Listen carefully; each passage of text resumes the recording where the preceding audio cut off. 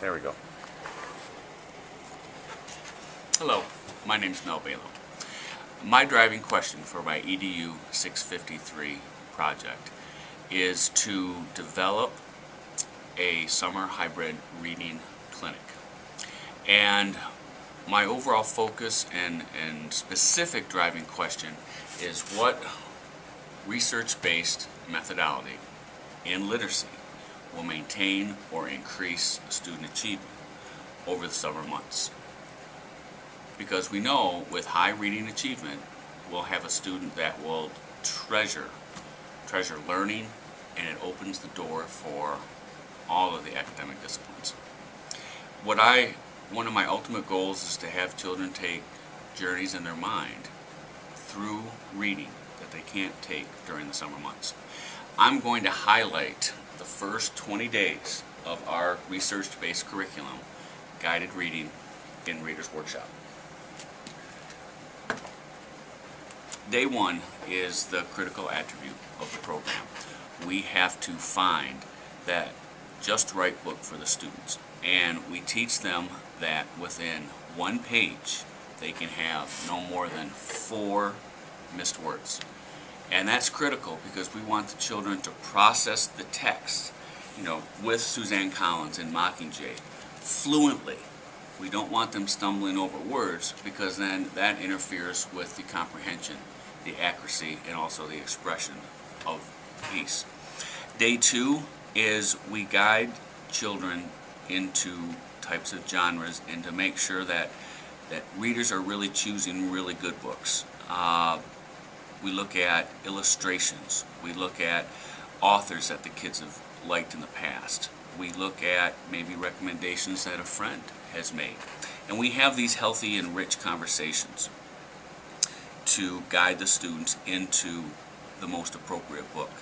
We also look at the classroom library that we have within the reading environment. Day three, we're making great book choices, and this was where we teach the kids about 3 types of books. That there's a fun book that they can read just for pure enjoyment, and they have 100% accuracy, that they never miss a word, they always understand what they're reading. There's that just right book that is always challenging them, making them ask questions, thinking about the author's purpose. And then there's that book that's just too hard. And even though it may be a challenging book, in a book that they can read, it's a book that they strive to work into.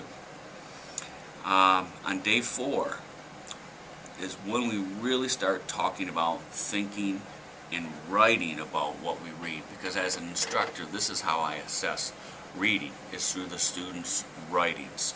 And we'll introduce 3 types of Web 2.0 technology. We're going to introduce Wordle, we're going to introduce Class Blogmeister, and we're going to introduce the Prezi. And we're going to introduce this within our hour-and-a-half lesson, but most importantly, the appropriate uses of the technology. Teaching the children that once something is digital, that it's out there forever, and you can't ever take it back. And this is when the student starts to formulate questions. In writing, they start to formulate the author's purpose. They start to formulate text-to-text connections, text-to-book connections, text-to-world connections. On day 5 of the workshop, we teach the kids how to buzz. And when we talk about buzzing in the classroom, it's when a student is turned on to DeLacy's writings, such as Darkfire. They are able to become excited with conversation, and they want to share that conversation with another student. Once we've talked about our thinking and writing, and now we're talking about buzzing about a book with each other, this is when we go to Class Blogmeister. And even though the students have had 1-day introduction to all of this, this is when I sit down with the kids and walk them through how to post an article, and then how to post a specific comment about the article.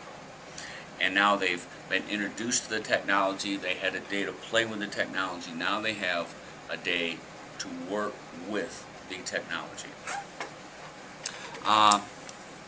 And when we have really good buzz time with our books. Children are able to preview different authors that they may have never even thought about reading in the past. And this is, to me, besides finding that just right book for our young readers, this is the most important attribute for our children, because they experience so much literacy from their peers at this time. Day 6, we talk about abandoning a book. Sometimes a book is just not for you, whether the plot jumps around too much, the characters, it doesn't have enough action, might be a little too hard, and the book just might be boring. And we teach kids that sometimes it's okay to abandon a book. Day 7, we're talking about distinguishing between fiction and nonfiction. And when I first worked with Reader's Workshop, I thought this would be a very easy lesson. But with the technologies that's out here today, our kids do have a hard time distinguishing between fiction and maybe realistic fiction and nonfiction. And we really clarify that it's a superhuman act is what we describe as fiction. Because of the technology and the video games, kids think sometimes that there are dragons, in which they're really not, or that humans can fly. Skipping ahead, sometimes or throughout the workshop, day 9 is recording what we're reading. And once again, this is when our Web 2.0 technology is actually evaluated. Day 9 and 10 is when I start evaluating their Prezzies and their Wordles. And when I evaluate them, this is also a guiding piece for me, because their Wordle is a reflection piece on how the 20-day in-service is going. If the students' words are too hard, too fast, to me this is how I differentiate my instruction with my entire class. If the Prezzies are just filled with laughter and excitement over text, then as an instructor for the majority of our kids, I know that I'm meeting the educational outcomes for our students. Day 12, jumping ahead just a little bit more, is a day that we're starting to write letters. And we'll use pages, we'll cut and paste, put these letters into articles that they'll post on their blogs. These letters also are the foundation of developing rich Prezzies and extended Wordles. And jumping to day 14, topics for our Reader's Notebook. And in our Reader's Notebook, we've started to develop an author's list, that these are authors that the children just love to read. And we develop peer list within our Reader's Notebook. Also, our children are documenting the pages they start on, the pages they've end on, and they know how much they've read in a week. And this author's notebook is something that the children will cherish over the summer, because they've seen growth in a 4-week course during a time where they're normally not reading as much rich text.